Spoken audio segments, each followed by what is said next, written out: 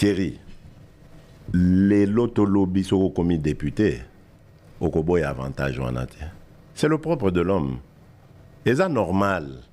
Naye, et ça ngate na lukiamo, na kuti bafuta bateau, au lobby 21 000. Admettons, déjà 21 000. Bafuta bateau. Et commis 21 000. Bon, ou est commis, peu importe.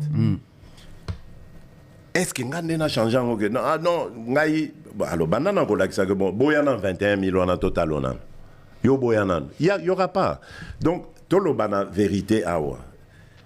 D'abord, on va procéder par des calculs puisque vous voulez jouer à ce jeu-là. Oui. D'accord? Oui. Je vous l'accorde. 21 000 $, je n'ai pas de preuves, mais je vous l'accorde. 21 000 $, allons-y. Vous faites fois 500 parce qu'il y a 500 députés, n'est-ce pas? Oui. N'est-ce pas? Oui. Oui. OK.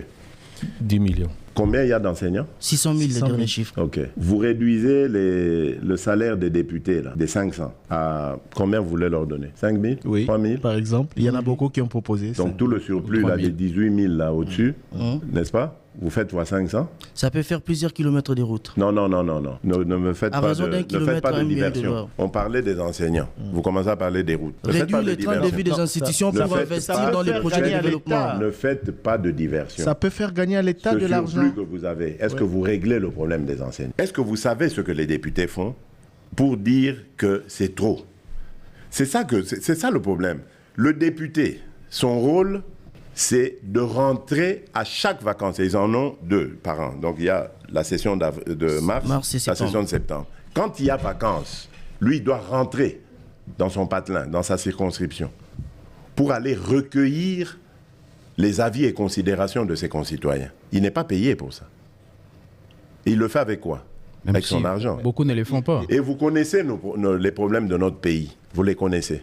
Quand on voit un honorable, honorable, il doit payer tout ce qu'il y a deuil. Quand il y a un deuil, honorable, même si ce n'est pas de sa famille. Non, on a un deuil ici, honorable Fouta.